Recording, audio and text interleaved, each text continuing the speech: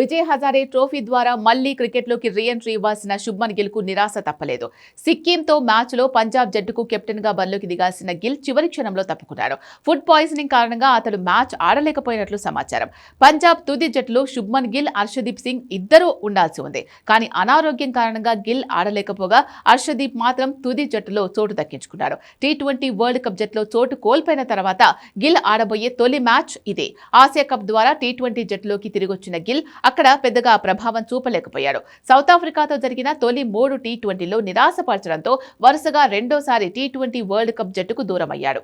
ఈ దశలో గిల్ పై విమర్శలు పెరిగాయి.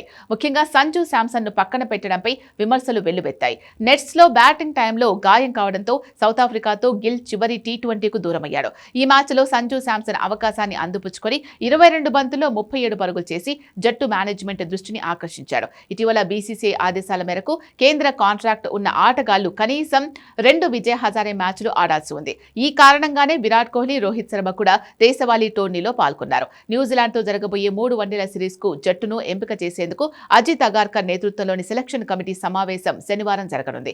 ఈ సమావేశానికి శుభ్మన్ గిల్ హాజరయ్యే అవకాశం ఉంది. ఛాంపియన్స్ ట్రోఫీ 2025 తర్వాత నుంచి నిరంతరం క్రికెట్ ఆడుతున్న గిల్ పై ప్రయాణాల ఒత్తిడి కూడా పడింది. ఈ క్రమంలో సౌత్ ఆఫ్రికాతో ఈడెన్ గార్డెన్స్ లో జరిగిన తొలి టెస్ట్ లో మెడ నొప్పితో గురైన అతడు తదుపరి మ్యాచ్ తో పాటు వన్డే సిరీస్ నుంచి కూడా తప్పుకున్నాడు. విజయ్ హజారేలో మరో మ్యాచ్ ఆడే అవకాశం ఉంది. లేకుంటే కివీస్ తో జరిగే వన్డే సిరీస్ లోనే గిల్ కెప్టెన్ గా బరిలోకి దిగుతాడు.